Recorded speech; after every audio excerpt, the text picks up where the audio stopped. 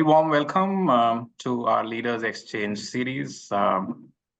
Today, as you all know, we're going to be discussing a very important topic, which is unlocking new talent pools for Indian pharma sector. I'm Avinash, as you can see, one of the founders of Global Talent Exchange, and I'm super excited to be hosting a distinguished panel like you from the vibrant pharma sector in India.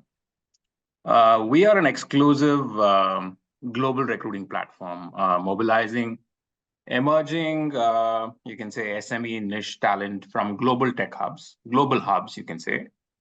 I'm sure you heard of, brain drain, brain gain, etc. But, there's a lot of talent that's moving across the globe. So the phenomena of global brain circulation is actually happening, right?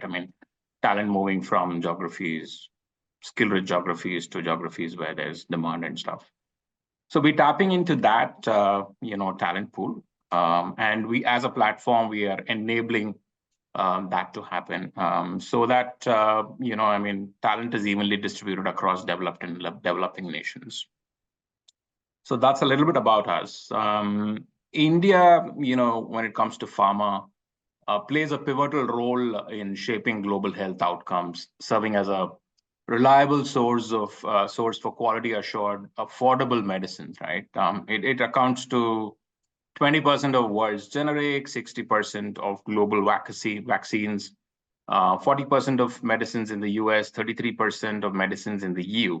During the COVID, of course, India stepped up to the plate and ensured an uninterrupted supply of medicines globally, earning the title of pharmacy of the world. As a nation, new normals, etc., global healthcare ecosystems, India made significant One Health strides in the post-pandemic era in building the foundation for the Amrit Kal, which is like, the next 20 years or so. India is poised to, lead the healthcare space and meet the unmet needs of the patients globally. The Indian pharma industry is on the cusp of a change. The industry aims to be number one in terms of volume and top three in terms of value, reaching a whopping 400 billion by 2047. To get there, one of the most important resources, I'm sure you'll agree, is the skilled manpower. And the types of skills companies need today and will in the future is changing rapidly, right? This is one of the key factors driving complexity for leaders like you who are working on building sustainable workforce for your organizations. While traditional roles like R&D, regulatory affairs, and are still essential, while the ongoing digital transformation, the demand for professionals with more technical skills and etc. Is also essential. Now, the idea of this series is, of course, to trigger an exchange of viewpoints and learn from one another. Your insights and expertise, experiences are invaluable in shaping the discourse today as we collectively explore the challenges and opportunities that lie ahead. So what we can do is we can begin with a round of introductions. You can please state your name, your organization, a brief background of yourself, your current role and how you impact the people function, along with a quick opening comment on the Indian pharmaceutical talent landscape, essentially in the R&D space when compared to the rest of the world. And, what's changing, right? How are you seeing it, post-pandemic? It could be very specific to your, organization. You could also, add your viewpoint there. Let's kind of keep it brief. Another thing before we begin, a gentle reminder, this is a closed room discussion, so you can be really vocal about what you say here. It will be attributed to you as an individual in case there's a challenge quoting your company's name. This session, of course, is being recorded. We will share a copy of this at the end of the session. If you have a viewpoint to make, please raise your hand and we will come to you. So without much ado, what we'll do is we will go around the table as per the order that I see on the screen. I'll probably start with Ambesh. I think he's first on my screen. Ambesh, over to you. You're on mute. Yes. Hi. Good morning, everyone. My name is Ambesh. I'm part of the Mankind Pharma Limited. I take care of the R&D division of them as a HR. I also take care of a couple of API and pharma formulation plants of them. So I've been here for past 2 years. And when it comes to my experience, I hold almost close to 19 years of experience, where I have been a mixed experience into IT, manufacturing, and currently with pharma, and little bit of experience to telecom. So since I'm into R&D, so what I feel is R&D is making a lot of buzz in the market now, because most of the companies are setting up their R&Ds. And when it comes to my company, we have come up with a new medicine called dydrogesterone, which is probably a boom in the market and which is taking it to the next level. So other than that, we have other medicines as well, but that while I'm naming dydrogesterone, because this is one which is we are getting into a lot of things such as tablets. We are also getting in injections, creams, and all base, and this would help the mankind in a better way. So that's what I thought. I'll put it across to the table and make you understand what we are into. Over to you. Thanks, Ambesh. Welcome. Jayal. Yeah, thanks. Good morning, all. This is Jayal Shah. I represent Zydus Life Sciences, and I take care of HR for their vaccines division, which is into R&D as well as manufacturing of vaccines. And specifically, if I talk about my experience, probably I would be the youngest in terms of pharma exposure. It's been 6 months that I'm with this organization, and previous experience of 18 years includes my experience with minerals, metals, oil and gas, chemical industry, specialty chemicals, and engineering services. So that's a pretty host of experience, and it's a great perspective to look at pharma and also look at other industries, how the talent scape is working out all across. So uh, uh, I would share more about a value chain where India stands today, and where do I see R&D contributing to that value chain, and how talent is shaping up for the same. So, yeah, thanks. Welcome, Jayal. Swagatika. Yeah, hi everyone. Very good morning to all. So I'm Swagatika. I am part of the global talent acquisition COE team at Glenmark Pharmaceuticals, based out of Mumbai. I have over 8 years overall experience in HR, spanning across talent acquisition, talent management, employer branding, leadership development, and I would say HR transformation projects.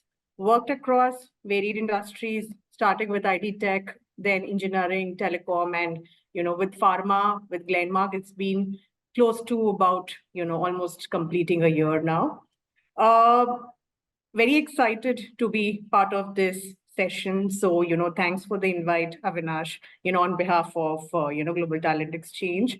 And very excited to discuss the various pointers about how the Indian pharma industry is shaping up. Very rightly you've set the context that India as a market is seen as the global hub when it comes to generics. It's moving from generics to overall getting positioned as an innovative overall pharmaceutical development hub rather. Generics, of course, has been, one of the India has been one of the leading markets, but beyond that, I think a lot of products are coming up in the complex, space as well, in the specialty space as well. Also in API, we see a lot of, business opportunities in the country, and thereby the overall need for talent is significantly increasing. So happy to contribute and be a part of this discussion, and we'll discuss more, as we go ahead. Thank you so much. Everyone, good morning. Thanks for making me a part of this forum. I'm a part of Boehringer Ingelheim. It's a German pharma company. It's a highly innovative company wherein we just come up with new molecules and new drug discovery, and till the time it is patented, there is a huge market and huge business. The moment it goes off the patent, the generic business comes in, the Indian version or the generic version comes in. So that's the business basically we are into. Diabetes, rare diseases, CKD, heart failure, stroke would be the major therapeutic segments that we are there. This topic of R&D becomes a lot relevant for me per se, because Boehringer Ingelheim does not have its R&D or even the manufacturing in India. Every product of Boehringer Ingelheim is imported from Europe, and it has some, I think, 7 or 8 business manufacturing hubs across the globe. And I'm a recent joiner. It's been around 3 months that I've been with Boehringer Ingelheim, and to my surprise, it was a huge shift. So I come from a pharma company called ACG.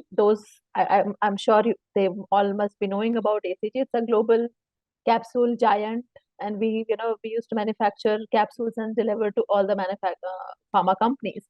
Now, from a core Indian-based organization to a German pharma company, it was a huge shift. The way we look at talent, the way we look at their development, the identification, the entire perspective was quite new. So I'm excited to talk more about it and bring in the perspective of how Indian way of looking at and how an European way of looking at is quite intriguing. And I'm able to make the difference because I'm quite new to this organization. So my focus will mostly be there. So thank you so much. Fantastic. Welcome, Anju. Yes, Sanket. A very good morning to all of you. And again, thank you, Avinash, for this opportunity. I think it's a pleasure to start today with colleagues from practically most of the pharma industry that are around. This topic especially of interest to me because I'll come from a very personal perspective. I've been into this pharma industry, if I have to say so, today leading Servier for the last 8 years, India and Sri Lanka. And it's been pharma all the while for me. I started with Piramal, I moved into Abbott, that's the acquisition story, and now with Servier for 8 years. So practically all these 15 years with 2 companies between Piramal, Abbott and Servier. I'll be brutally honest when I say this, and I kind of extremely support your statement when we say this 2 years of COVID made India the pharmacy to the world. I have been this with company for about 8 years, and with no reservations, I can say that this last 3 years have been far more different than the previous 5 years in these organizations. Suddenly, I see India being in the prime focus from the CASA region. The moment Servier being a smaller company, in India for the last 35-36 years, but we haven't seen the kind of investments being made or even the proposals coming to India. We've always been in cardiometabolic and venous disease, and with a small basket portfolio in our own original research molecules, and never dared to go beyond that. And we're quite happy in it. COVID changed the perspective. It's a smooth sailing board, but suddenly people believe that India has far more to offer, and more importantly, a parent sitting out of Paris realizes that you're not really tapped the potential to the fullest of the Indian market. Today, we're talking about oncology in next 3 months being launched. We have novel drugs, but we never introduced it in India. We're talking about getting into non-research, original research molecules. We already launched one. We're looking at manufacturing capabilities. We have delegations coming in 3 times in last 7 months to only explore the R&D possibilities with India, looking at new product development, things that Servier hasn't developed, but probably we can leverage the synergies in the Indian industries, the capabilities that we have. Puts us on the global platform. Great time for Servier, of course. And that's where I probably completely agree with Anju and even Anand when we're looking at it, that we have the manufacturing capabilities. We've seen a different world today, as a different world today. In fact, India itself is becoming world, not only from the population surpassing China, but otherwise as well. Uh, that brings me to this table, and I think I made the right choice to really just sit across and listen, because there's so many laureates who are here and probably will make me a little more educated in my own sense, because this is a new world for me. We've been in stable company and now we're looking at aggression. So with that aggression, I think I have a lot to learn. Thank you so much for having me on board. Welcome, Sanket. Yes, Anjali. Hello, everyone. Thank you for this opportunity, and I look forward to the conversation and discussion. I'd say that I think I'm very close to, from an experience standpoint, to where Jayal is. Very new into the pharma industry and the world of pharmaceutical and life sciences. I've joined Novartis about 6 months ago, and I've joined them as their country HR leader. But prior to Novartis, I was with a tech company, specifically a semiconductor, which was Intel, for about 18 years.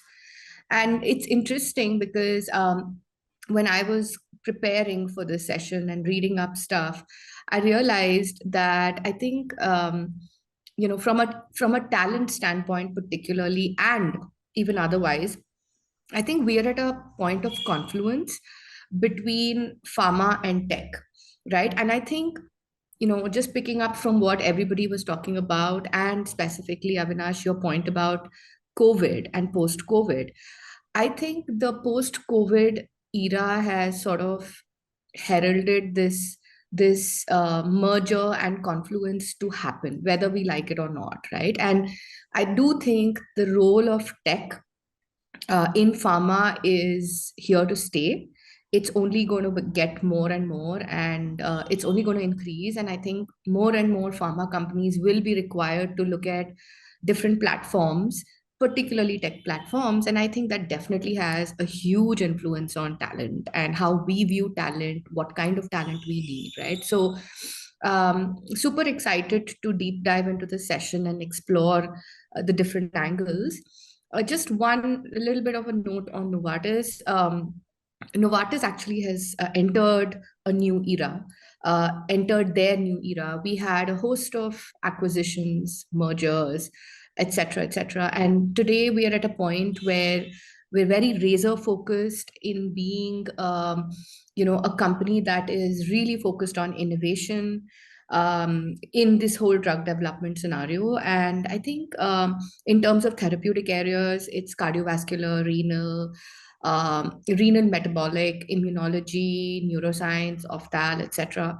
But I think the bigger story when it comes to Novartis and strategy is really about how do we really be that innovative medicines company, right? And therefore, in that context, what is the role that India plays?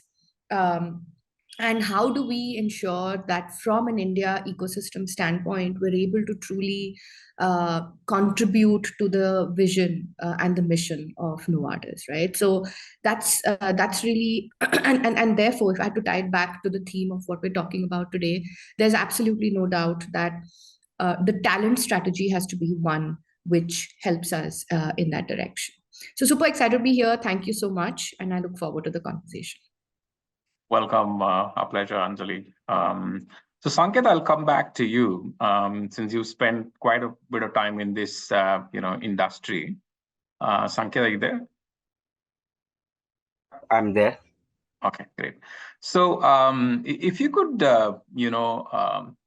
just break it down a little bit, for us from a, right from the drug discovery to development to manufacturing, the R&D behind it, and the technology aspect of it, now kind of coming in, and all of it, coming together. So when it comes to that, the talent landscape, if you could just kind of break that down for us, Sanket.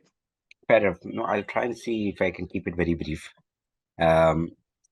Honestly speaking, how do we look at this topic? As an Indian pharmaceutical research, and if I talk about research sector, Though we don't have one, but with my background, I can talk about this sector continues to expand, especially after the recent times that we've seen. We've seen the capability is now more visible on the global landscape. So this will continue to expand. There is, of course, a pressing need to unlock new pools uh, to fuel this innovation that has initiated, set the ball rolling. And largely, it's extremely important if you want to maintain the global competitiveness from the Indian perspective. So unlocking new talent pool, as we're talking about it, is not just now a necessity, but I believe it's a strategic imperative if the Indian pharma research industry and then by and large overall Indian industry needs to continue to grow exponentially. There are typically many pros that we look at it, but if I have to start with looking at the challenges, one primarily looks at what I feel is the skill shortage. So we have the know-hows, we have people who can do great. Unfortunately, we've seen a lot of migration. Most of our most talented have not looked at our lands, even in the Amritkal, as something that they want to. Because when you look at research per se or pharma, obviously you look at these pharmacy, M farms, and then MS times, who typically would migrate to look at those bright opportunities outside. And of course, the infrastructure, regulatory concerns that we have in India doesn't really look at them as this being the most lucrative career in India for some time now. Second is the diversity. We have a standard way of approach. I was really excited to see my colleagues coming in, joining in 6 months with the kind of experience from oil and chemicals, Intel. Quite honestly, I'm here in 15 years and coming looking back at myself, how do I explore beyond pharma? Why not as an individual, as a human resource? Now, this influx is very important because we're changing mindsets here. We've have a very traditional approach, maybe pharma, maybe manufacturing, maybe commercializing, maybe exploring, and that innovation gets restricted by a very restrictive approach towards diversity. And when I say diversity, it's more to do with intellectual diversity. That's another challenge that we're facing. And probably the third one is, as I already mentioned, that while we're looking at migration, we could also look at adapting global recruitment strategies. We're limiting now as an employer, I think we're getting bigger in size. Most of the colleagues who are here are coming in as great giants from the global standpoint, for that matter, mankind tops there and from the local perspective. So how can we become those organizations who can really attract global recruitment strategies while our people migrate? I'm sure we should be open to look at global talent coming into India. And that will help us to position ourselves as leaders in this rapidly evolving landscape. Certain challenges for sure. I'm sure there are great opportunities and solutions as well. Easier said than done. But that's my take on the current landscape. It's there, but we need to look beyond India when we talk about India. Fantastic. Thanks, Sanket. So I'll actually kind of post this question on the table. So, in terms of identifying the gap, have we identified the gap yet? I mean, how is the pharma industry defining the talent gap? Shortage of candidates, I mean, mismatch in skills or, both. What specific skill sets or expertise are lacking in the current pharma research talent pool in India, right? I mean, and why is it? And despite India's excellence in science, technology, and innovation, are we witnessing a persistent gap in the necessary talent that's required to be where we are? And then how is the talent gap impacting the overall industry as such? I mean, anyone can take it. If you have a point of view, please kind of, Anjali, maybe we can start with you and then we can. Yeah, sure. I think there is a gap, definitely, Avinash. I think there's no doubt that there's a gap, but I'll also say that I think, I think in the pharma space, and this is completely my point of view, this gap has become more apparent post-COVID. And this goes back actually to the point that you made and a lot of the colleagues here made, which is that I think post-COVID, the entire pharma and life sciences as a sector has become more and more and more relevant to the world, right? And I think in response to that, companies that are playing in the pharma, in the life sciences sector are now looking and rethinking strategies, which in turn has led them to go back and check about talent gap, talent availability, skills, and so on and so forth, right? So the point I'm trying to make is, I think the part on talent and the talent landscape in India, whether for pharma or for the tech, has always been very competitive, without a doubt.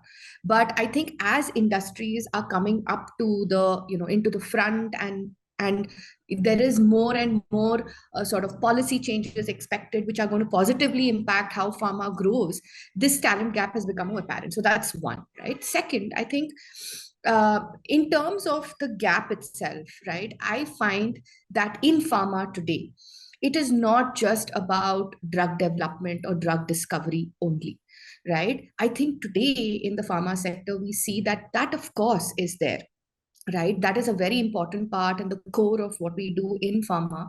But equally important, what I'm seeing is in the pharma industry, particularly in the India context, there are a host of GCCs that have mushroomed. And these GCCs, are really important for the success of the pharma industry world over. And these could be hosting a variety of functions, starting from, finance all the way up to how do we support large scale manufacturing in another part of the world, to how do you automate for R&D, to all the way up to how do you really manage even functions that are very important but maybe at the back end, like finance. And more importantly, how do you manage supply chain and procurement? Right now, we all know that these functions, I mean, these are backbones of drug development, discovery, taking a molecule to life, etc. Now, I think with that context, it's important to understand that impacts the talent landscape in a different way. You're no longer competing for talent within just life sciences or the pharma sort of sector, but you're actually competing with the technologies, with other technology companies in the world, particularly IT. That's the other angle, right? A third one I want to just quickly sort of inject in here is the role of digitization, right? The role of data analytics and even AI. And AI, I think, is still a question mark when it comes to pharma and life sciences, because there is a lot of regulations, privacy, and all of that we have to go into deep dive and figure out when it comes to AI. But even so, if we keep AI out of the picture for just a minute and just look at data and data analytics, which I think is powering the world today, whether we like it or not, I think that skill and how do you really attract that skill into a pharma setup is yet another angle that I think we all have to explore. And with that said, right, I just summarize to say that in terms of talent gap and the war for talent in pharmacos, life sciences, I think it really comes down to first accepting that we are no longer playing in the traditional skills. I think the skill set and the skill gap has diversified quite a bit. And then we have to take a step back to really think about, okay, so if these are going to be the futuristic skills, and farmers have to acknowledge that technology confluence is happening, and we need some of these techno skills in pharma to, sort of further our strategy, it becomes a question about how do we then attract these skills in, number one, and number two, how do you, some of these skills are not readily available in the market, right? These are skills that have to be either groomed from within or, acquired from outside. How do you then plow back into the ecosystem so that in the future these skills are available for you to hire, right? So I think that was sort of, my my narrative on this talent gap. Fantastic. Anjali, before we just get into the discussion, we have Ekta who's kind of joined in. Welcome, Ekta. So we've all introduced ourselves around the table. If you could just introduce yourself and tell us a little bit about your background. And we're discussing about the talent gap. So, as quick comment on, how do you see this talent gap at Bayer? Ekta, up to you. So thank you very much and a very good morning. Apologies, I could not join at 9 because I already had one meeting scheduled, which was not missable. So which is why I requested if I could join at 9:30. I am Ekta. I head the talent acquisition for Bayer India today. I have 16 plus years of experience in the space of talent acquisition, which is largely predominantly in the space of healthcare, pharma, life sciences. Today, Bayer is into agrochemicals, pharma, and consumer healthcare, along with a large global service setup, which is in Bangalore. So that's the current given work profile. And yeah, I was bringing myself to speed to the conversation. And when we're talking about talent gap, I think it is today, it's very much given and it's very much there for all of us it's there to work around. And we know that, each one of us in some way or the other in the pharma, healthcare, or the agro space is facing a greater common denominator, which is with the rapid technological advancements, all the interdisciplinary nature of work that we have today. Today, it's no longer pharma doing only pharma, or consumer healthcare doing only consumer healthcare. There is a lot of cross-functional interdisciplinary nature of work that gets involved. Somewhere with the rapid advancement of technology and AI, the right sort of education and training which is needed, I think there is a demand versus supply challenge there. And that gap it needs a lot of, that needs to be bridged better. Again, when we say about, what are the other challenges that we face, there could be challenges like compliances, etc. But those are, the macro ones. The larger ones are these global competition, AI, talking about the technological advancements, getting the right kind of talent for that. And in the same breath, while there is a lot of demand for talent, the same kind of talent is today, has its paucity and is scarce. So that's where we stand when we talk about pharma gap of talent, and how do we look at bridging this context better. Great, Ekta, thank you. Welcome again. So, Anju, do you want to kind of come in here, talk about a little bit about Yeah, the German sure. organization? Yeah, of course. So, I think before I go to my German organization, I would want to bring the focus back on the academia, where the talent is built, or we get the students from in the starting of the pyramid or the pipeline that we are making. I think, as everyone mentioned, the rapid growth or the changes that we have seen post pandemic and even otherwise also in technological aspects, our academic parlance has not shifted with that speed. And when it comes to them catching up the speed with what's going on in the industry, I think there is a huge gap. It's high time. I'm sure a lot of the pharma companies have that bridge courses that they partner with the universities. But I think we need to do something what back couple of decades ago, what automobile industry did. That you name the the biggest of the industries like Tata Motors, or in India I'm talking about in particular, they have all those custom made courses available at the relevant colleges or universities. We do have them in pharma, but I think it's a high time that we revisit that and make it at a large scale, so that the incoming talent right at the source is at a different level. I think that would be my first suggestion, or my point of view there. We're talking about drug discovery, and there is no doubt about India's capability to manufacture. The supply chain is incredible. We have all seen that during pandemic, after pandemic, we have labor which is great and affordable.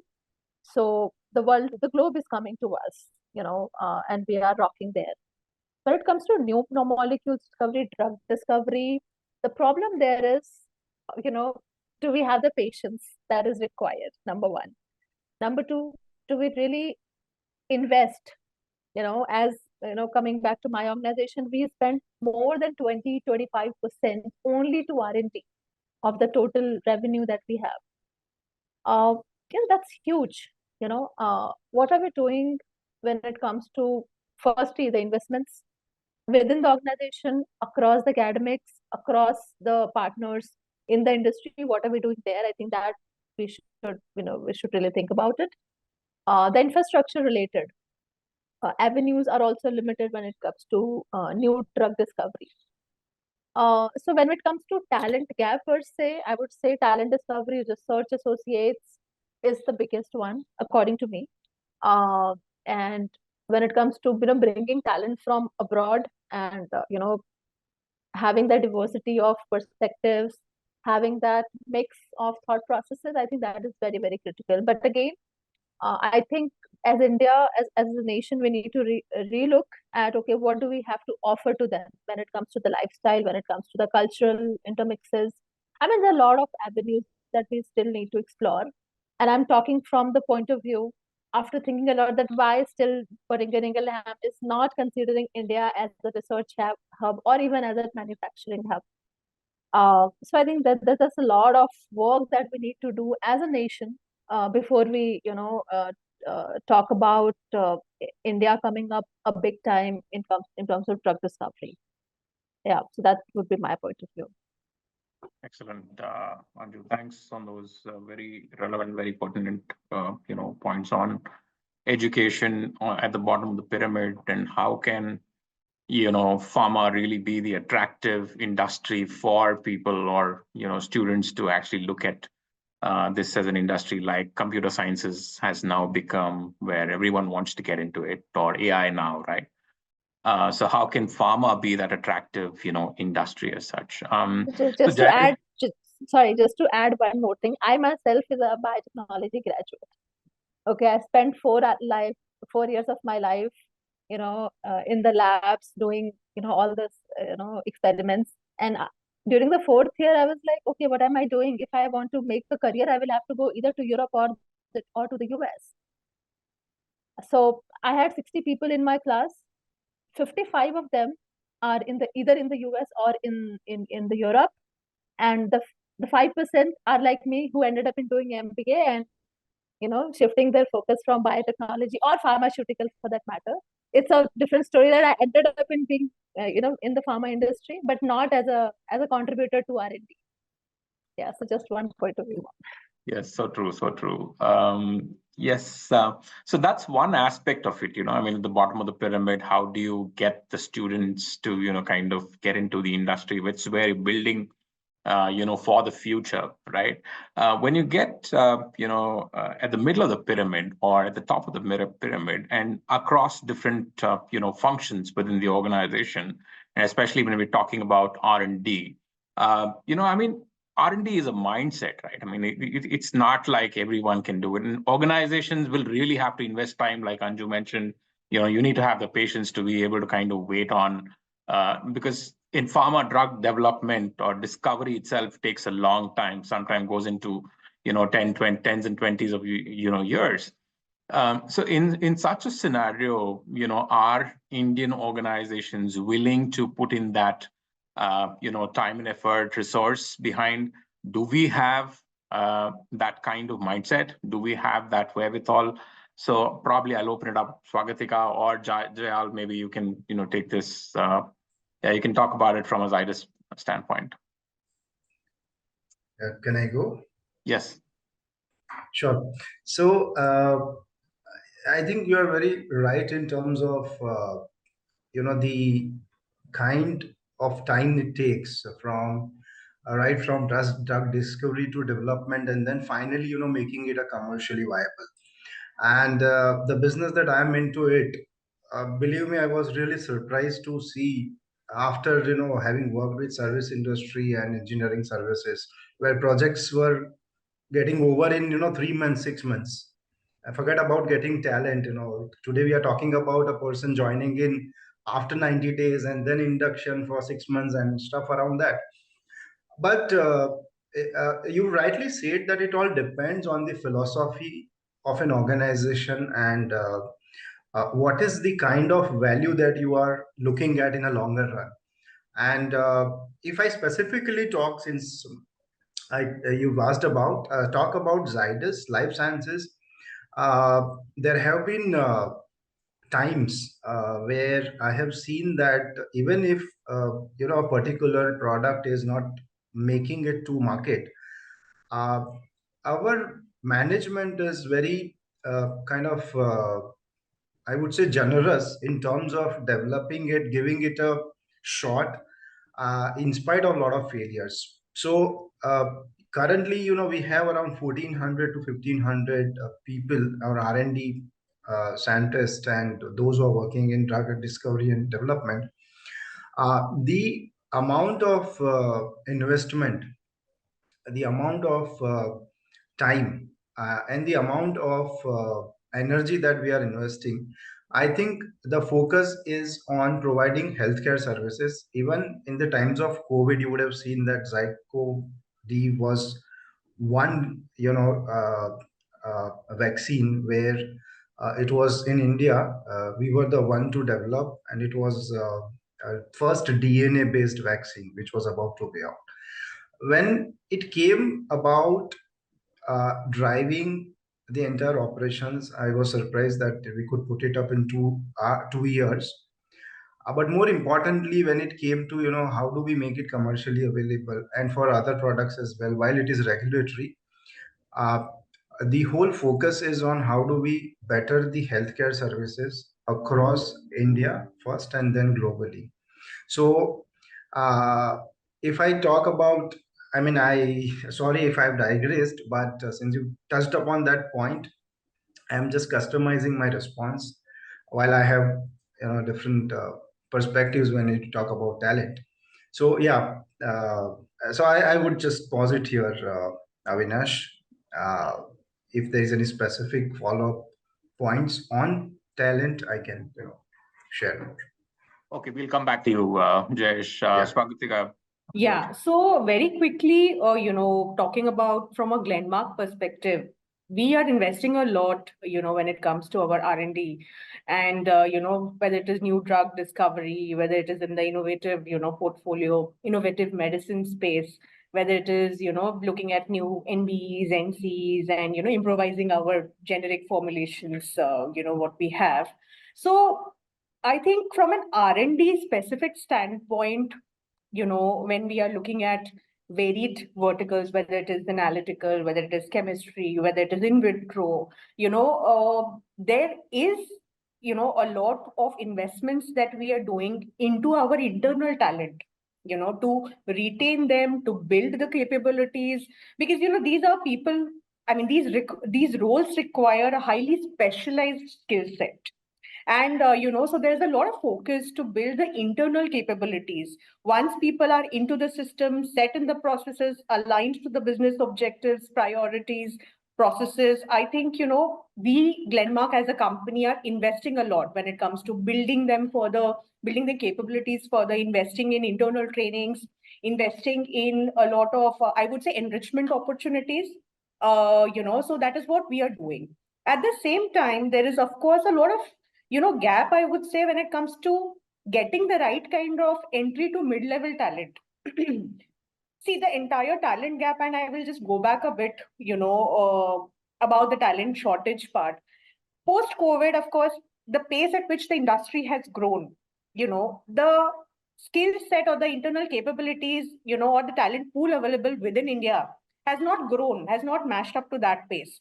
That's the sole reason why the industry has rapidly, aggressively evolved. At the same time, there is a talent gap across functions.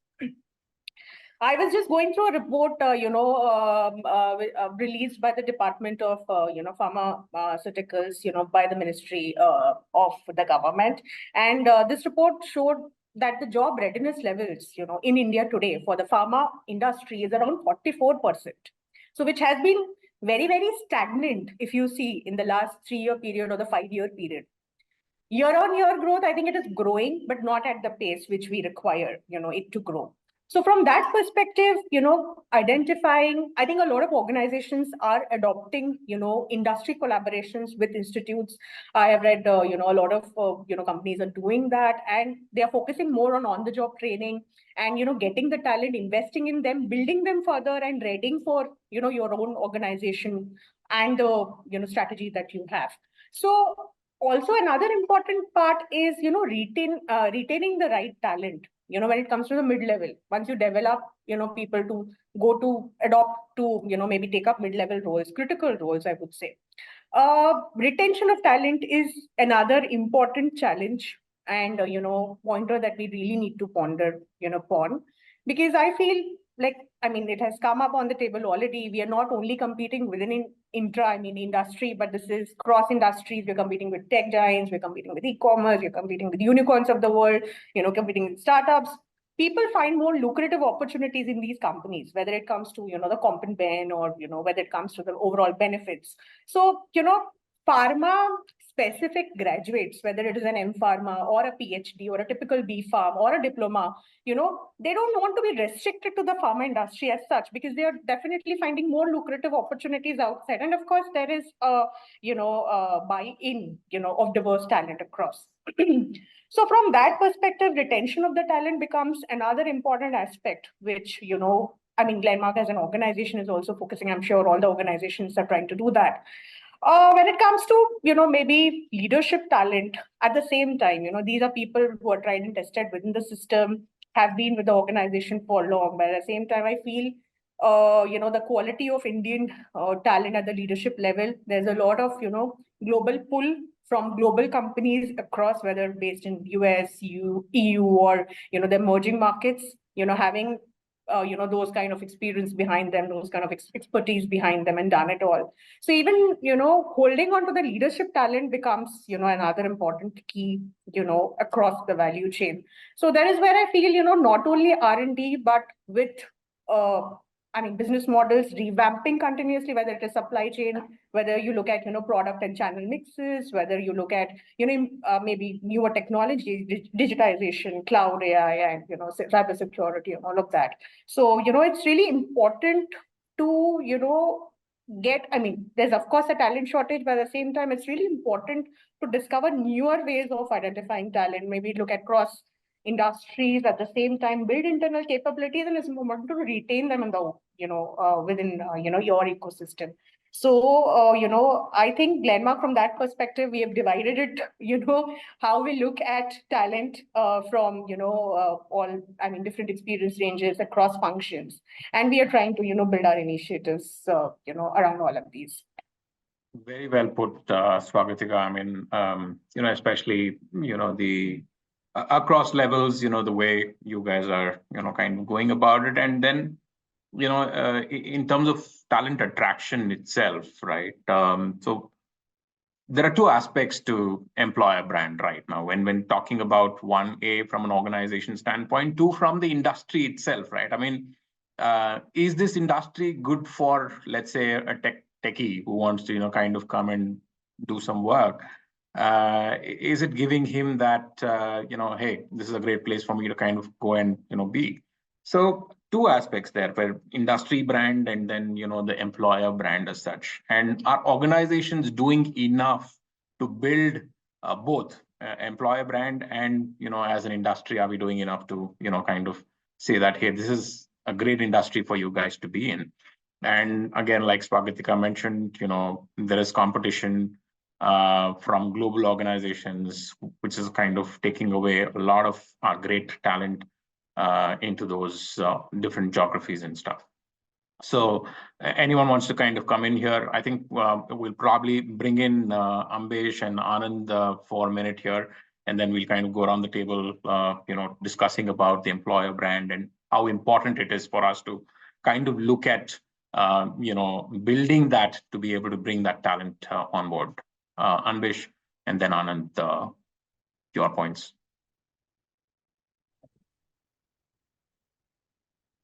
Yeah, so for my point of view, Avinash, so I think largely I believe Jayesh and Swagita has already covered.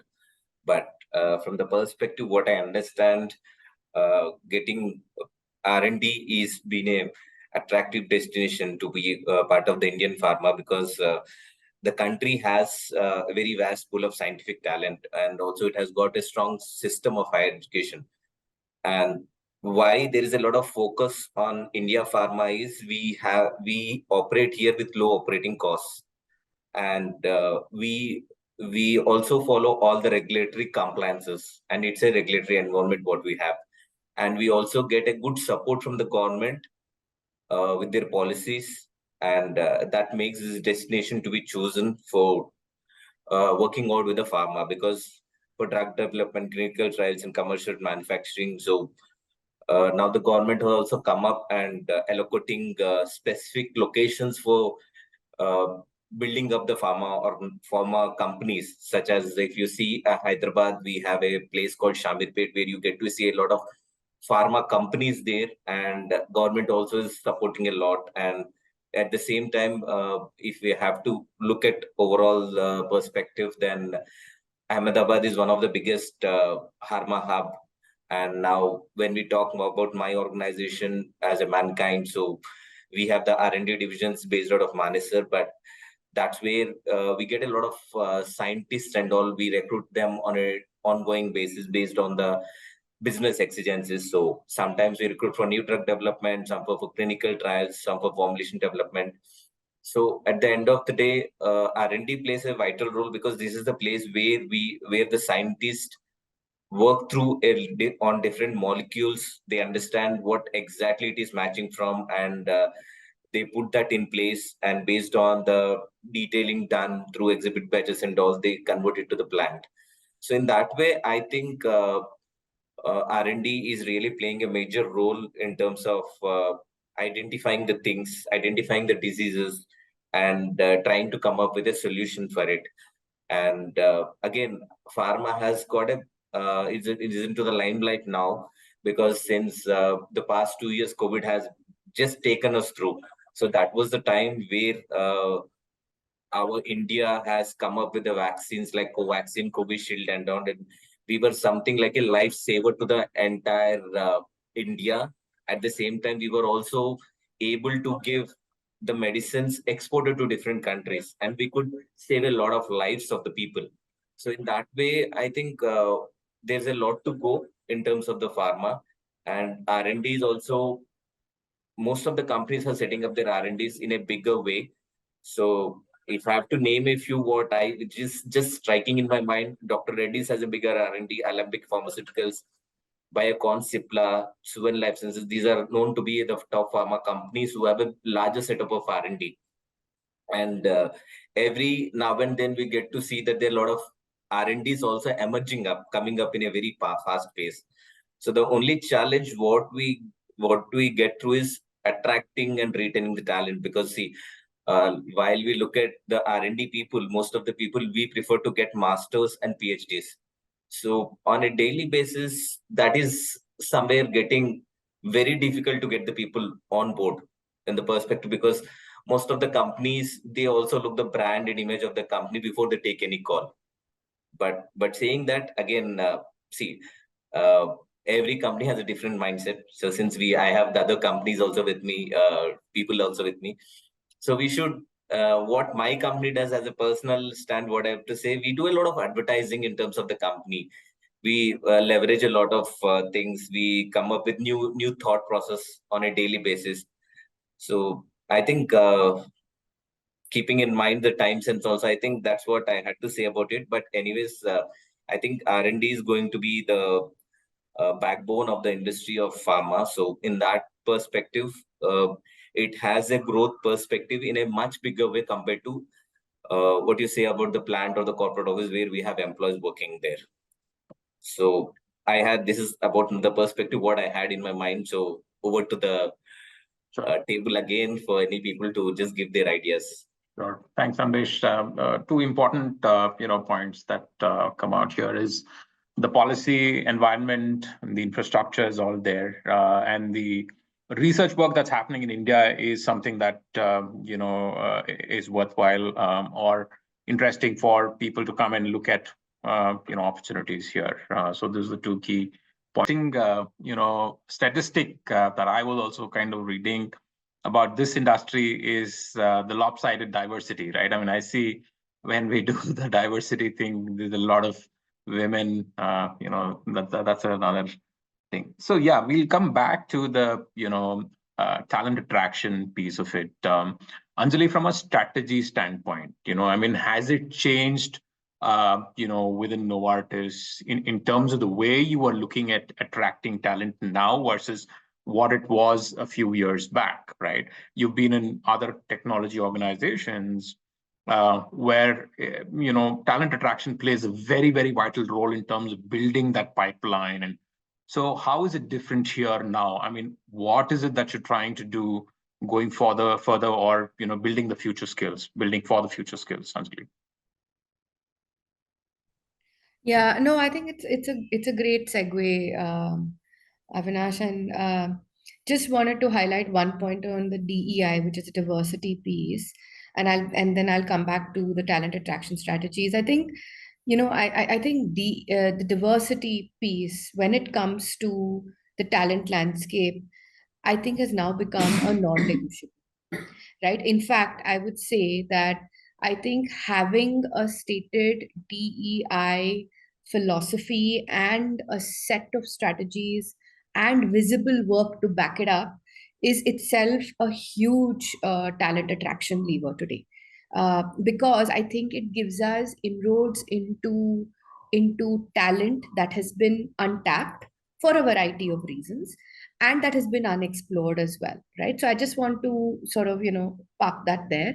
Now, coming to the point about talent attraction and what has changed or what should change, and also from a Novartis standpoint, I think we, again, right, Novartis is at a point where we have transformed as a company. We have entered a new era in Novartis of being a very highly innovative medicines focused medicines company, I would say. Right now, obviously, that requires and that has required us to rethink how we want to bring in the talent that we need to fuel this innovation. And again, right, going back also to the experience I've had in tech, I'd say I think our traditional ways of attracting talent remain. Definitely, going and looking and all of that remain. Our recruiters do it. But I think today we are at a point where the brand has to be one that attracts the traffic in, right? And I think that is where huge investments in our branding, in what we stand for as a company, in also making sure that we're stating that we want to go to where the talent is versus telling the talent to come and apply to us. That's got to be the one that we have to go after.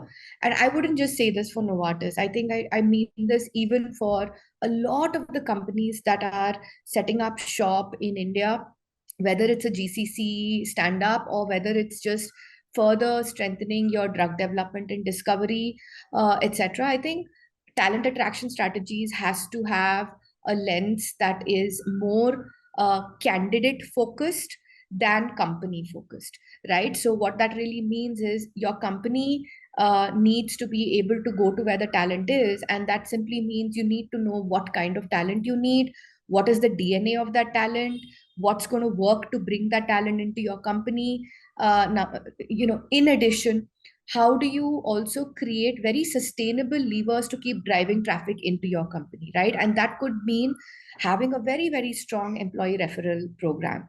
I personally am a big supporter of having employee referrals as a big way to source your talent, because that really means that you are creating within your own company and within your own employees and associates pride for the work that they do, that they want to bring in like-minded people. They want to create a culture where people who fit into that culture come and contribute to the company, right? So I think employee referrals is a big one, which I think today has to be further enhanced. Companies need to invest more and more in employee referrals, right? That's one.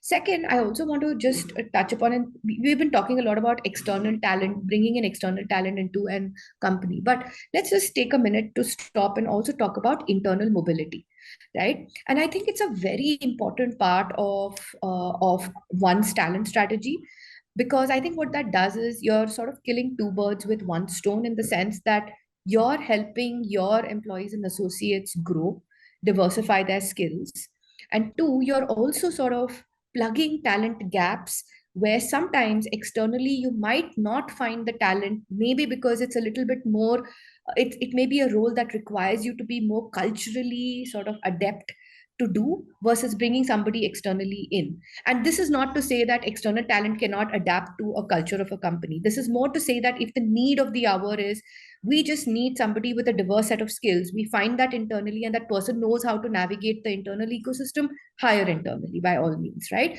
And then look at getting external talent for the roles that you can afford to. So I do want to talk about internal mobility. Mobility is a big important differentiating strategies for companies today. And by the way, in Novartis, we do a lot of internal mobility. We do promote a lot of internal mobility. Employee referrals is something I'm pushing really hard in India to make it more a more viable channel to bring talent in. The other couple, I would say, which, in terms of talent attraction, I spoke about employee branding, employer branding. And there is, I think in employer branding, there is no, the sky is the limit, right? You can be as creative as you want to bring and, reach out to the people that you really want.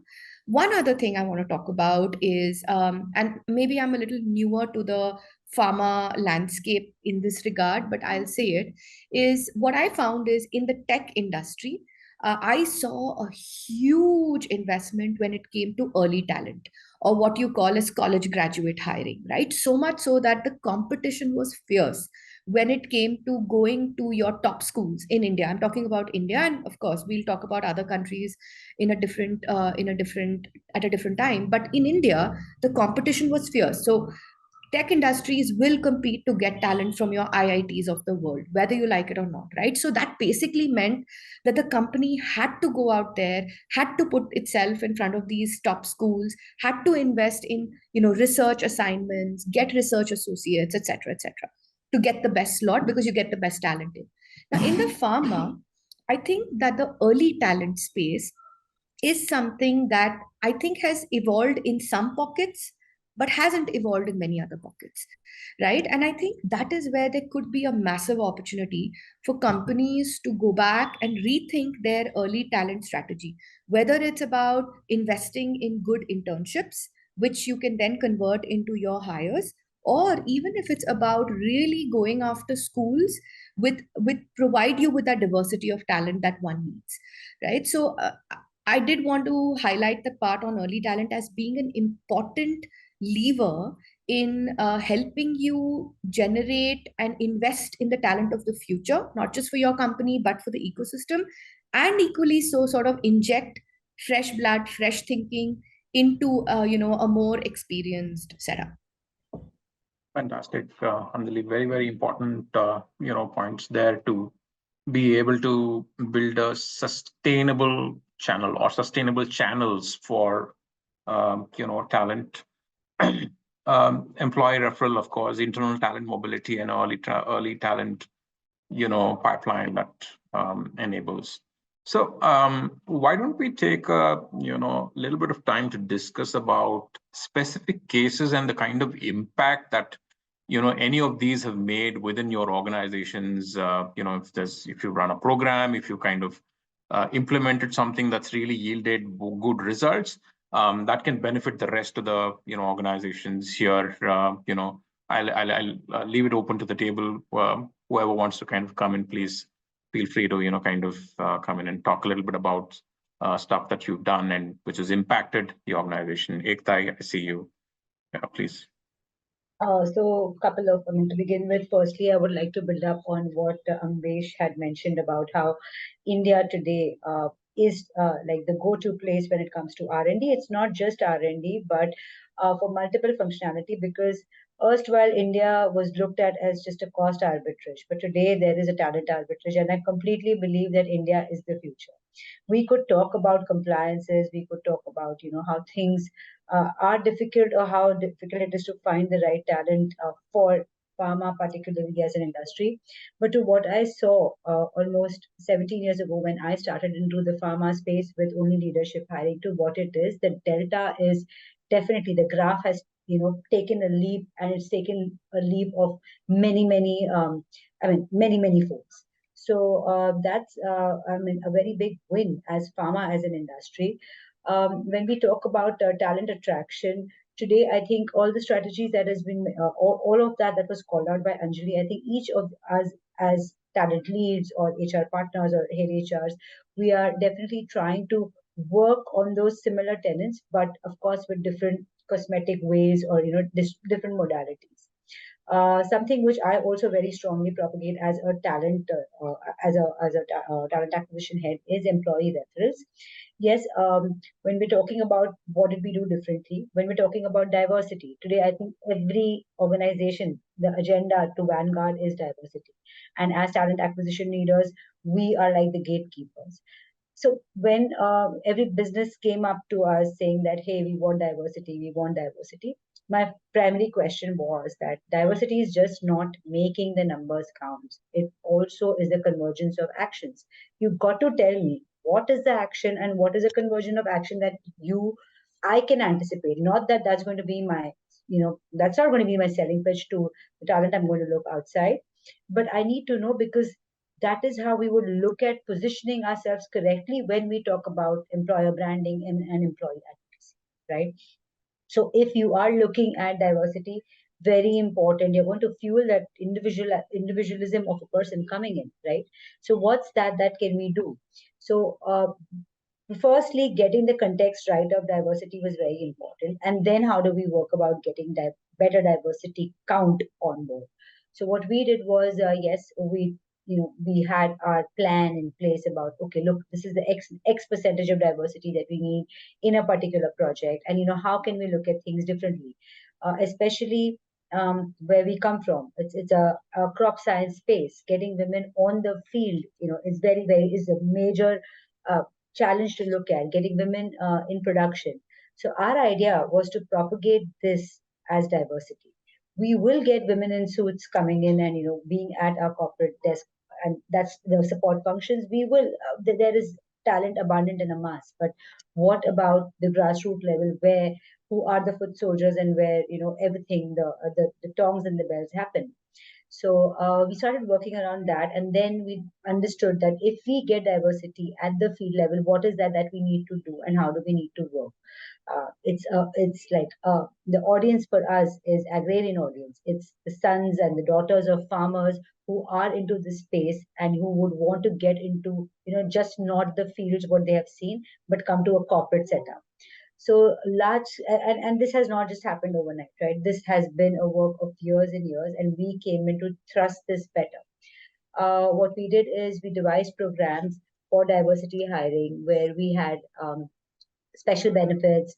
We got special setups done, especially when we talk about hiring women on field with respect to agrochemicals, with respect to production. Our production sites did not have, we were not permissible of having women on the shop floor after for particular function. So how we went across and we worked with and there was interest and talent. Talent was available. Women wanted to do that, but somehow the regulations and the compliances were not in the remits.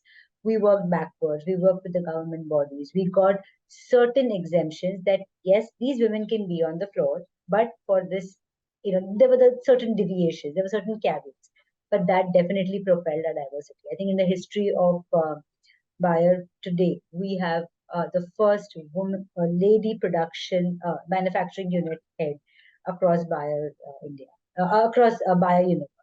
So some of these changes that we steered, definitely, we had to change gears and we had to move different levers to make this happen. So right from the leadership to the grassroots level, different kind of diversity programs we have tried to, to basically modulate and tailor make it.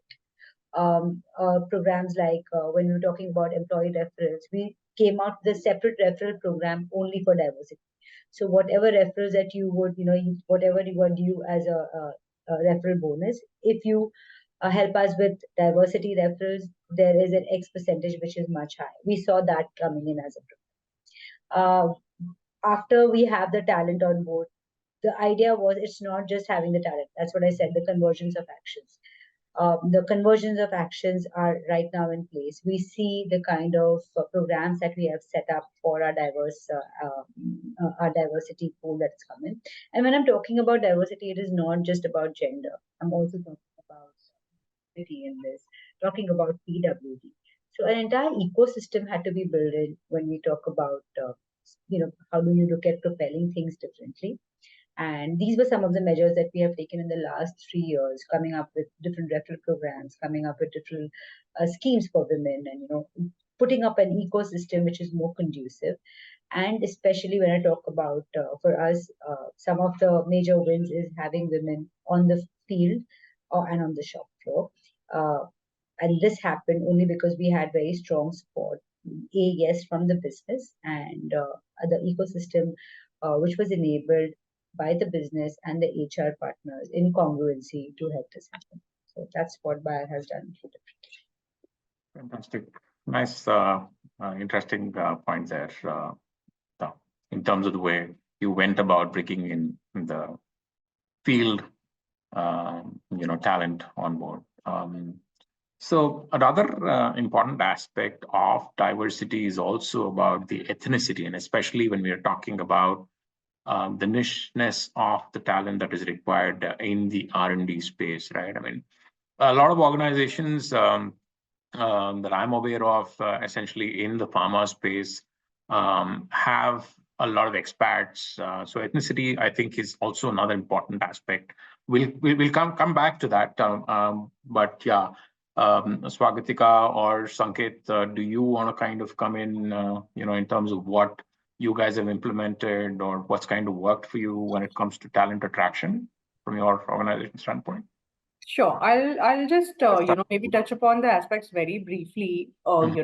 So particularly for Glenmark, I mean, the challenges that we are facing right now in terms of talent attraction is, looking at the global picture. We have a lot of plans to, grow in the emerging markets in the US, in MEA, Russia, CIS, and all of these regions, beyond India being, of course, the largest market. So while, Glenmark is a known name, in India and some of these maybe, regions, but to attract talent in emerging economies becomes challenging because, how do you build your EVP in these markets where, it's not a very, very known name in the sector. And, so there is where we are trying to invest, plan, design, how do we build our EVP, reach out to talent, more fiercely, I would say, and get them on board quickly. And, we are looking at out-of-the-box techniques, maybe, partnering with, the right kind of, I would say partners, not the usual big names, not necessarily, but to also look at maybe local players, maybe not very, very reputed names, but at the same time, people who understand our needs and, understand our hiring needs and understand our journey and the plan that we have. So that is what we are doing. Pharma as a sector, I've not seen, I would say budgets being an issue. So there is where, but it's really important to, partner with the right, I would say, identify the right partner, take time in identifying the right partner, with the proper evaluation mechanism. So that's what we are trying to do, in the markets where, where we are yet to develop our talent strategies. At the same time, of course, campus, we spoke about entry-level talent and, it being a very important funnel in, bringing talent into the organization. So that is where we are, also relooking and revamping our campus programs when it comes to, whether B.Pharm hiring or M.Pharm hiring or maybe PhD hiring. We've partnered with few of the institutes for that as well. And also, bringing, and of course, the management institutes in the country. So, but not only going and with, maybe with roles that require regular hiring, but also, giving them more challenging roles when it comes to very, very niche verticals, which otherwise would not be readily available to them, to build a more attractive, proposition. Plus investing in carefully crafting onboarding and orientation program for them, which is aligned to, the business plans and which is aligned to the function needs, whether it comes to what kind of projects are being, internally driven, when it comes to the kind of process improvement plans we might have, or the new technology, from a new technology standpoint, which we need to adopt, whether in the supply chain, whether in the procurement or packaging, or quality as a function. So we are getting them aligned to our internal processes through very carefully crafted onboarding programs, specially designed for specific entry level graduates that we hire. Apart from that, I think also, see, it's important that when we're talking about how do we attract talent, it's also very, very important that we develop the internal capability of our own HR professionals, in identifying the right kind of talent, in engaging with them seamlessly throughout the process, and building a holistic, talent journey for them internally within the organization. So I feel it's very important that we as HR professionals also need to identify and get the right kind of HR talent into your verticals, into your organization, so that you are able to, first of all, be the face of the organization and be in a position where you are able to identify spot critical talent and have the capability to engage with them in meaningful conversations and navigate them throughout the process seamlessly. So that's also something which we are trying to focus on beyond the regular programs, designs, process improvements. Within Glenmark, I think, we are also adopting a lot of, internal process improvements within the HR function. Because many organizations are doing that when we talk about, improving our ATS tool, whether we talk about, improvising our maybe talent tracking mechanism, talent, how internally the talent journey is, maybe for a high pot that we hire. So, we are tracking all of those things and trying to derive meaningful data out of them and engage design initiatives which are very, very customized to the function. So we have talent track programs which run for supply chain, for commercials, for sales and marketing. So we are trying to have those customized programs in place. So yeah, it's not only about talent but also internally improvising your own processes, your own function, which will be necessary to attract the right kind of talent and build the right kind of talent in the organization. Yeah. Fantastic, Swagatika. Sanket. So, quite honestly, Avinash, I think most of my colleagues have actually captured largely what I could possibly talk about. From employer branding, talks about AI in recruitments, customized learning tools that we're talking about. So largely referencing, I completely second them. There's no two ways. I could probably talk about anything beyond this. Of course, will be some customization, something very Servier when I talk about what we do here. But large and large, this is exactly more or less what we're doing in different capacities, including the academia that we work with. I would try and take a little diverse approach, and I don't know, it is not very Servier or it's not very company specific, but this is something more transcending borders. I'll give you a couple of examples where we probably have changed the outlook of how we are looking at attracting talent. Let's look at this case where we know over a period of time, especially in last decade, the current government and the situation in the industry has changed. Make in India has a very strong impetus. We're looking at a public market where Servier plays about 30% of our revenues coming from that.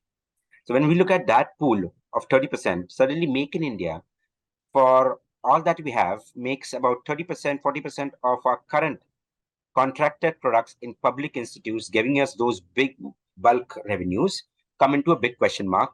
A lot of them coming into the pricing strategy, a lot of them coming under minimum 50% should be Make in India. Now, that changes the story and the whole business model for us. And that has happened in the last 1 decade. So what you do is you probably go back and see if you can make investments in actually having a manufacturing setup. That's not going to happen overnight. Though I say it's great, India is in focus. We see a lot of parent company now really looking at options in investing in India from the Servier perspective. Is it going to happen overnight? For sure, no. I don't know if it take even close to a decade. However, said that, This is where we look at. So when this is not happening, you have a situation like this, which is currently in our state. Do I build in talent through internal pipeline? Of course not. This is where we kind of enlarge our scope. As you know, have a colleague Anju who's worked with ACG. We start looking at partners who could be a talent pool. We're looking at labs which are exclusively developing commercial products through research and development, who has the capability of not only having a research, but also a business acumen to commercialize what they are researching on. So I may build a lab tomorrow, I may get best of your research talent today, but the challenge again comes back is today we're looking at research individuals with business acumen. That multidisciplinary skill is absent right from our current education system. You have research guys and you have MBAs, and they're two different stories. So we're looking at something, some houses like this, who have already proven houses. They are working with multiple clienteles. They could be startups. They could be those niche manufacturing, niche R&D, niche NPDs setups, who can become your talent partner. So now I'm not talking about talent in-house, but we're looking at developing these as your talent partners. Now this is my talent, and I see how do I develop them. How do I work with them? How do I make them very exclusive to us? How do they understand a need and make them a partner in the whole life cycle that we're looking at in terms of our presence in India? Now, that's another approach, because we may have our limited stories, but the dynamics of the market will force us to invest, but not internally here. But this is another way of looking at talent for us. And that's how we're looking at partners who exclusively are our talent partners in a different sense, because they still remain independent, and I'm still investing in them to help them develop their talent to the needs of my business. Now, that's an arrangement and partnership that I think we'll have to look forward to from the Servier world that I come in with. There are some limitations to what I could do. Of course, with the other internal stories, I still continue, but this is where we can look at.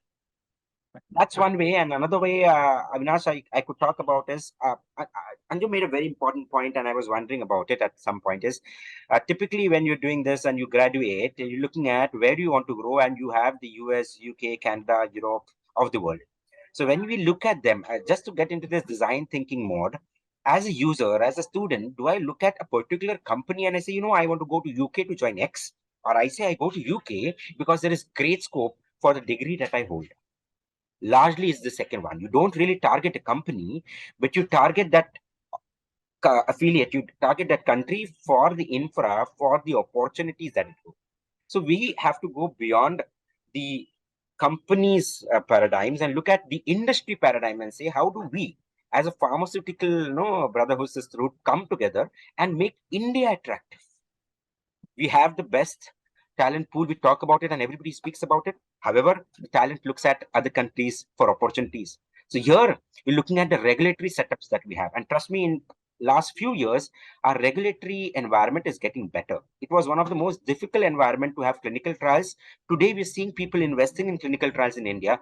Also, to have a novel product out of Indian market authorization, you need to have Indian sample size in those trials. So that makes us imperative to have a clinical study here. So how do we really talk and make noise around it? Our regulatory conditions are improving. It's becoming better.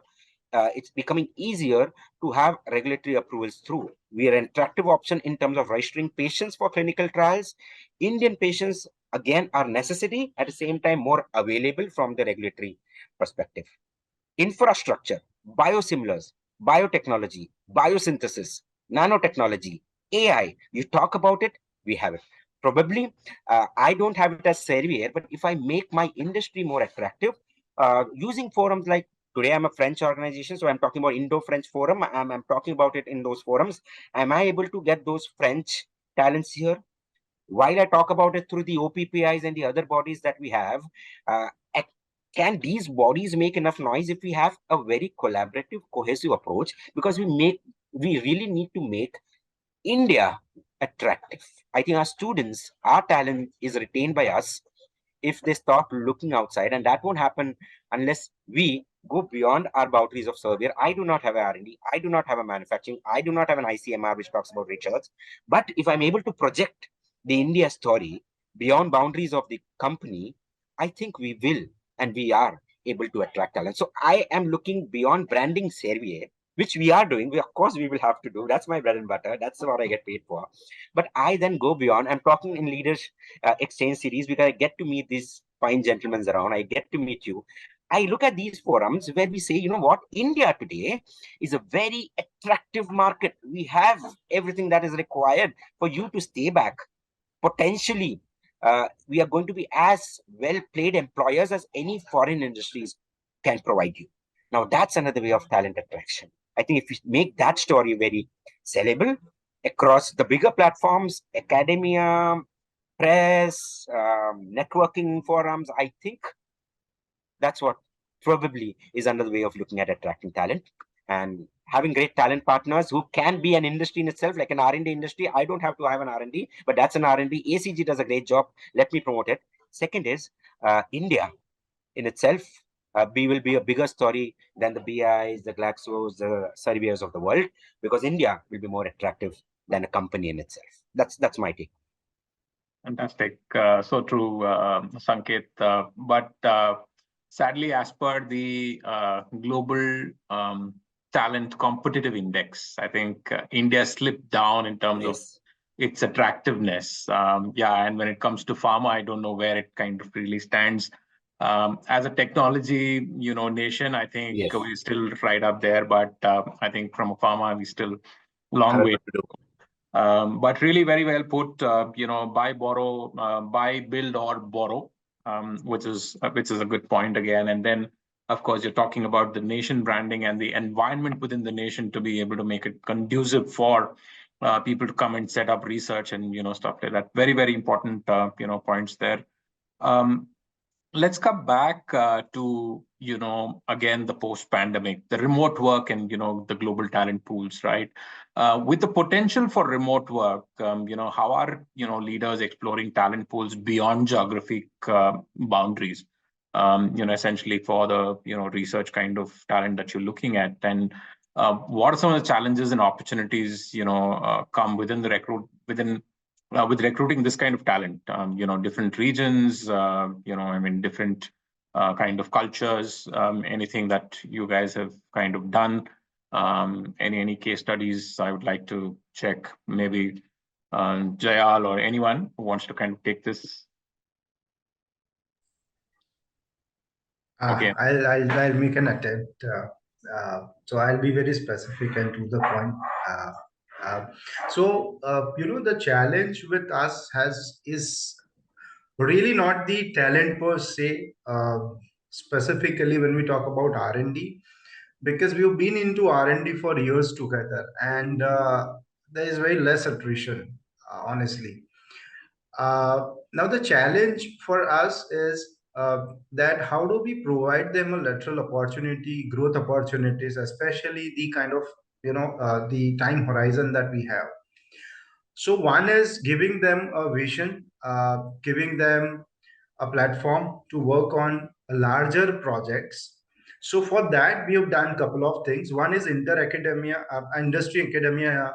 I think that is one area where we have really kind of aced it in terms of collaborating with various institutes, whether it is NIPER or any other local institutes.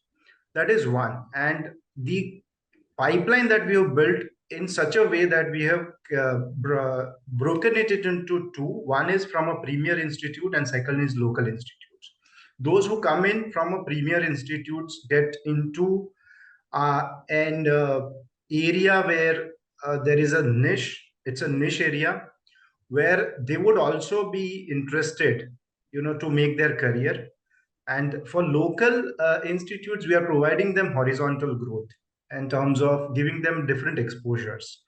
The good part is that it's an integrated organization. So right from, drug discovery to even diagnostics till last, sales, it's a large host of roles that we can offer.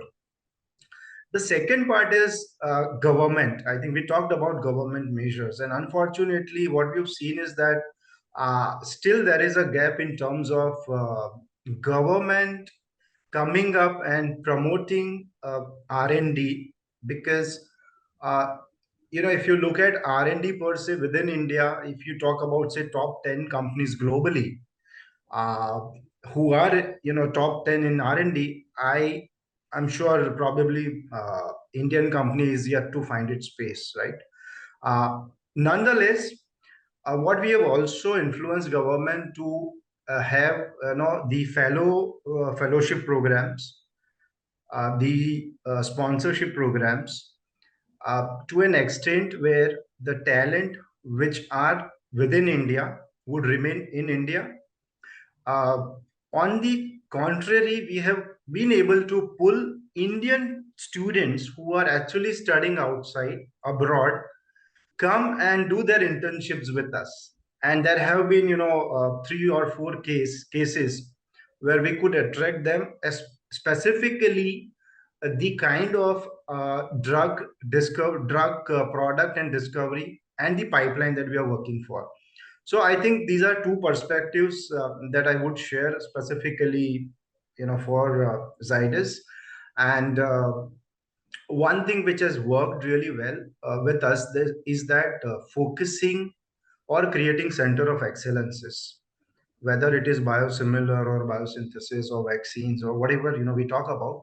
I think creating center of excellence has helped us to build capability, and that it has also given a lot of opportunity internally to grow and develop people, give them exposure which probably they would not, or maybe they would be seeking to get outside the organization. So yeah, I would pause there. Thanks. Anju, you want to comment? Yeah, so Avinash, you talked about remote working and all those stuff. I think, as pharma organization or pharma industry, the kind of life that we are offering, it also boils down to the talent attraction at the end of the day. When you go to the premium institutes, the best of the best, so to say, the so-called best to best, I mean, they might not be attracted to, standing on the shop floor for 8 hours a shift and working 24/7, or maybe, having just one day off. I'm talking about the shop floor population here. So, leave apart the remote work, it's a stream of the working style that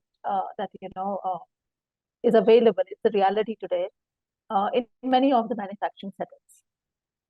So the endeavor, going back to the point on how can we attract the best of the best talents, we also might want to revisit what we have to offer as an industry when it comes to the kind of life that they will be leading once they come into this kind of industry.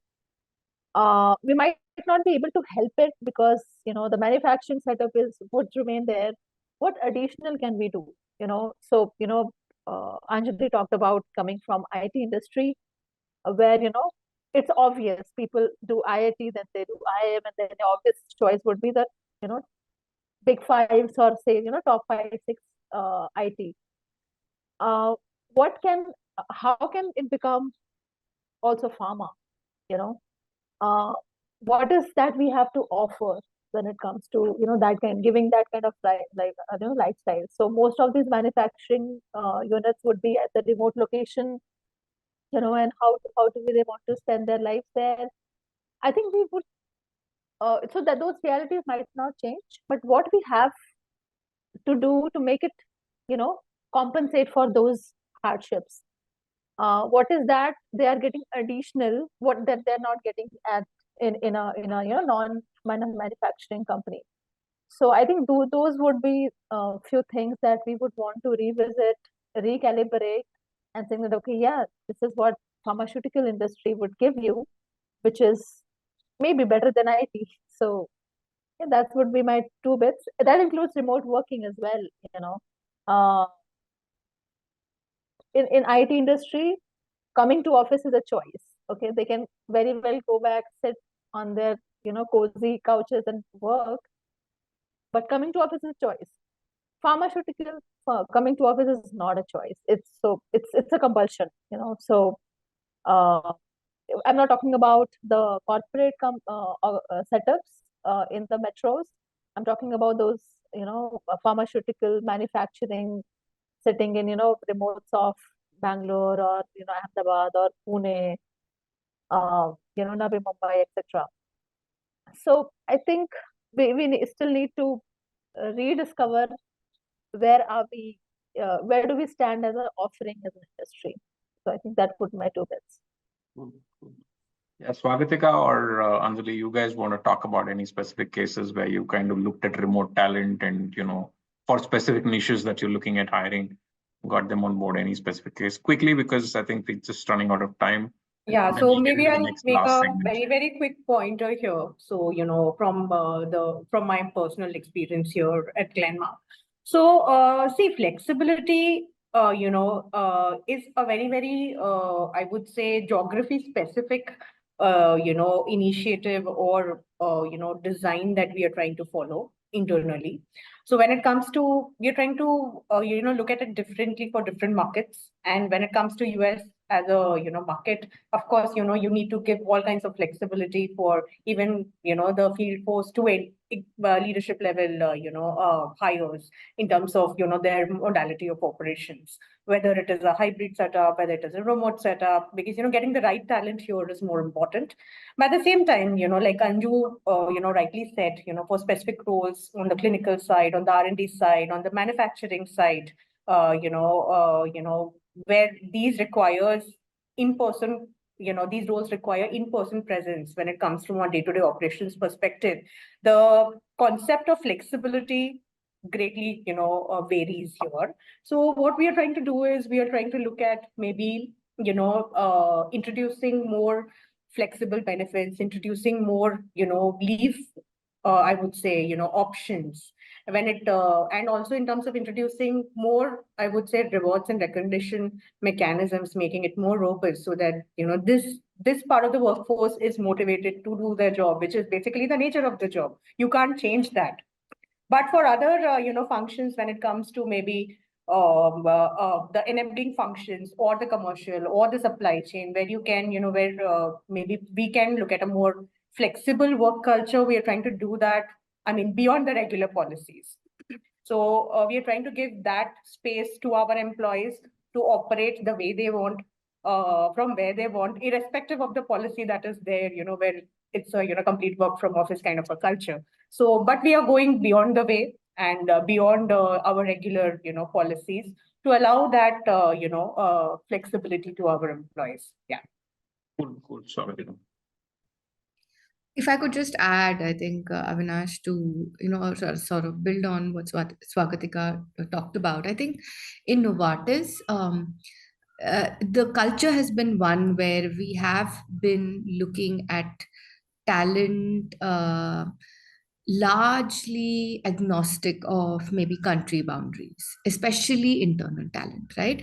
And I think it's just the way the company has operated for many years and continues to operate into the future as well. Now, having said that, I think one of the things I see Novartis being very deliberate about is in the space of internal mobility, right? Every time we have a role that comes up for hiring or recruitment or whatever, we do post it internally and we post it across the board, which means that talents in other parts of the world could look at opting to come and work in Hyderabad or in India or Mumbai or whatever. That's one. Right now, second, I think, is also about being very deliberate in certain pockets to want to have talent from outside of India come into India. Now, that is where I sort of, look at the borrow strategy, in the 5Bs, I would say the borrow, where you're actually borrowing talent. And these could be assignments that we bring in talents from outside of India for, and particularly from other parts of Novartis to maybe set up something new or to enhance something that has been already set up, etc. But between these two, what I see in Novartis happening today is a very open-minded approach to talent mobility, largely agnostic to geographical boundaries.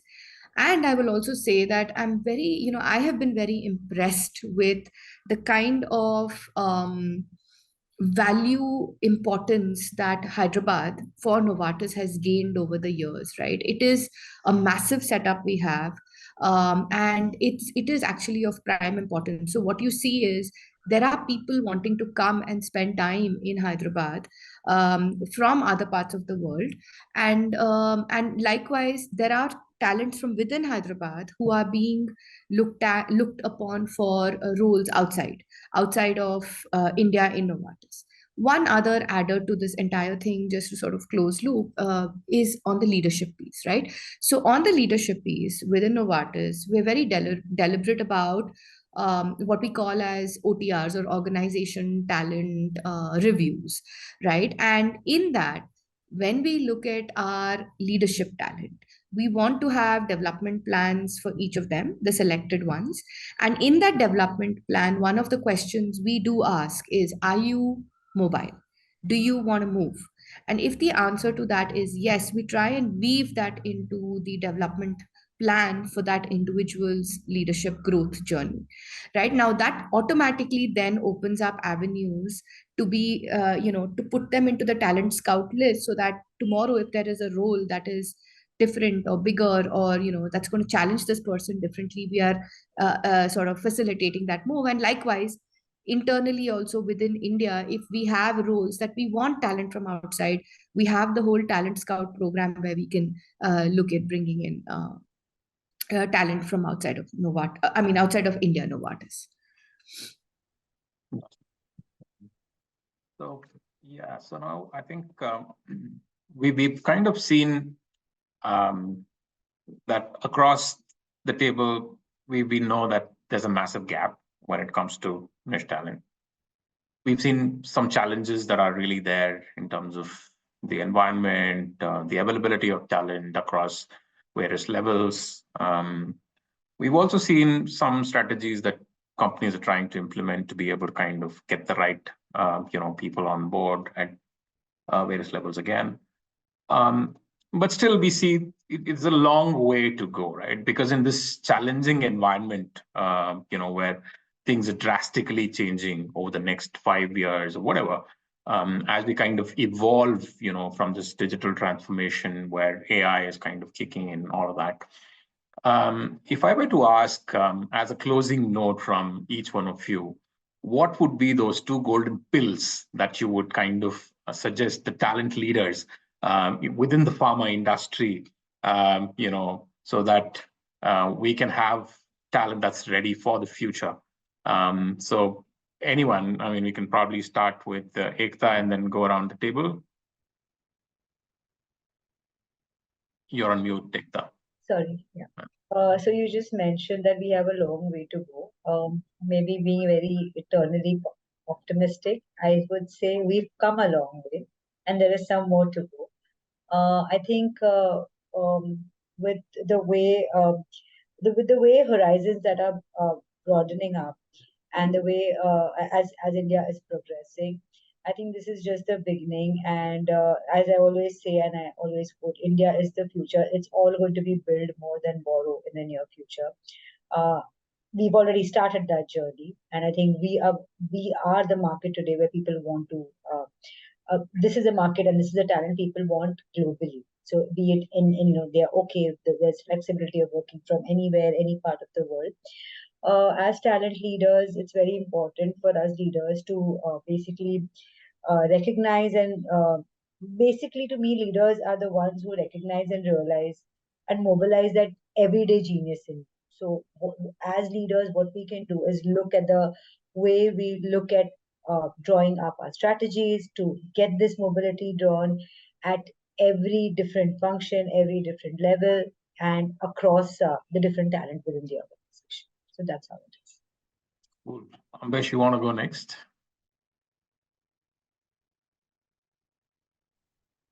Yeah, so just to add on, I think we have discussed a lot on the particular subject today. So what I feel is, I feel that all the colleagues of mine will also agree. Whatever it is, the race is on to recruit the very best talent is always there. But some companies seems to do it better than others. That's always there because it's every company has a brand in the market and name in the market.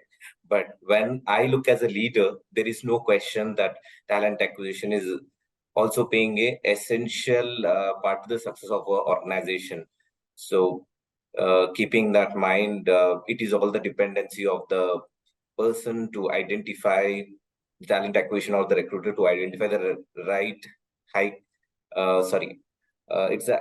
it's the responsibility of the talent acquisition team along with the team members to identify and recruit the high quality employees because this is what can make or break how successful you are as a business leader. So by saying this, since as you said, I'll keep it very short. The two pills what I have to say as an from the pharma standpoint. So I think we have to be more flexible in terms of the timing given to employees in terms of ensuring that they are on the office as per the requirement, and there is some flexibility given to them. So that will give some comfort for them in terms of managing their things, because I have seen a lot of companies coming up with flexi working hours because sometimes you have some personal things where you'll juggle up. So I think flexi hours would add some sense. And other than that, we also have to give some work-life balance to them. In that way, I think some of the other organizations also have this like 1 or 2 hours of permission on a monthly basis. And it's also a 5-day week most of the R&D companies have. So I think by doing this, and I think we should also try and leverage the brand of a company in such a way so that people also are eager to join us rather than looking out for other companies. Though at the end of the day, I agree with all you people. See, at the end of the day, money matters, the monetary benefits matters for an organization. But at the end of the day, sometimes your brand image also matters. So what we do in the market will ensure that we get the right talent. So that's my perception. I hope any other questions you have, Avinash, you want to add up? So thank you. I mean, those two important points, flexibility and the brand, the culture, I think very important. Yeah, who wants to kind of go next? I can go next. Yes. So you talked about the gap, and I think the gap is going to remain there. Because the industry, the entire ecosystem is ever evolving. It's always about to minimize the gap and do the best possible. The two pills that I would suggest is take risks as much as it is there possible, and the second is be creative and innovative. So live the R&D in the talent management and acquisition aspects as well. So yeah, that would be from my side. Oh, cool, Anju. Sanket. Yep, no, great initiatives. So I would not probably have many pills, but I would say with all of that being taken, let's remain conscious of the fact that employer branding, let's have, or for that matter, hiring, talent attraction, let's have some matrices in place. Very clear, because end of the day, let's also be able to end of the day measure where are we going in all these initiatives. So metrics could be global mobility metrics, could talk about diversity metrics. Or for that matter, there's something now we talk when it comes to branding is the net promoter scores from the branding perspective. So let's have these matrices in place. Let's have these metrics in place, leverage them to gain valuable insights into the effectiveness of our talent initiatives. And that will help us to make informed decisions, informed choices, to continuously optimize our strengths, adapt to the evolving landscape. Fantastic. Again, important data. Anand, Swagatika, and last Anjali, I think we'll wrap it up with that. Yeah, so very quickly, from my side, I would, like to reemphasize the importance of building holistic, talent journeys for talent that you bring into the organization, whether, it cuts across, T as a function or TM as a function or L&D OD as a function or CNB as a function. But it's really important to, build talent journeys and, promote career growth opportunities for the talent that you get into the organization, whether it is internal talent, whether it is external talent, via any mode. And second is also, to improvise and, maybe streamline your own internal processes within HR function. It's really important to build the capabilities of HR as a function, how we position ourselves, in the organization, outside the organization. How do you bring in more process improvements? We spoke about all those, matrices. We spoke about your initiatives, talent tracking mechanisms, to be in place. So it's important to also, build our own internal capabilities when it comes to the function, when it comes to having an analytical, maybe, mindset, or, maybe a digital kind of a mindset, which is very much the need of the hour. And Avinash, I'll go last. I think for me, I mean, I agree with everything that has been covered here. So I won't repeat. But just to add, I think one pill that maybe we didn't talk about enough is employee wellness. And I think, for an industry which itself is focused and, sort of committed to creating solutions to solve people's health for longer life and whatnot, I think it's just important as an industry to also have an inward focus on your own employees and associates' wellness. And I think that itself can become quite a bit of a game changer when it comes to your attracting and retaining the talent that we've been talking about. So I just wanted to slide that point in addition to, of course, everything else that's been talked about. Fantastic. I think Ambesh touched on it. Avinash, Yes, I think I missed you, Jayal. Yeah, please. yeah. So I think where the industry stands today, we are maybe around 40 billion of industry in India, and probably in next 10 years going to be maybe 3 times or 2.5 times. When we started this industry in India, talent was scarce, and I think it remains there. But what is going to be important is now, as we speak, we are also started losing talent to external to pharma world, and I think we should also start looking at people, those who have not done it, but I think those who can do it. And that's how all the industries and whatever challenges that we face going forward would be addressed. So one pill, I think we'll have to start look at people probably who have not done it but who can do it. And the second point is pharma DG pharma or pharma DG is going to be a next major wave where the entire value creation today in pharma, probably maybe last 30, 40 years was more about outsourcing. We have emerged as a pharma hub of the world, but will it continue? Probably, I think the focus or the value creation in the whole chain is shifting to more innovative towards R&D, maybe create more therapies, and create more, I would say, developmental work. And that is where, coupled with digital, so I think that is where pharmaco digital, we call it, I mean, what something I've learned, pharmacovigilance. So I think pharmaco digital is going to be also an area which will create uh, a very niche capability which will steer the pharma industries going forward. So yeah, thank you so much. Interesting.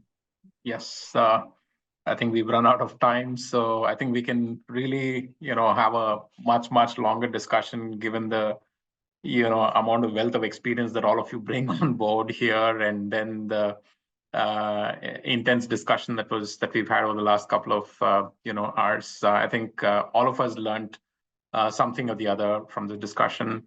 I'm glad all of you were able to take this time and join us here. We will keep this dialogue on. There's a LinkedIn group known as Leaders Exchange, which is where talent acquisition leaders from different industries are a part of it, and they keep adding their experiences on the group so that the industry can learn from this. But it was indeed lovely having all of you on this panel.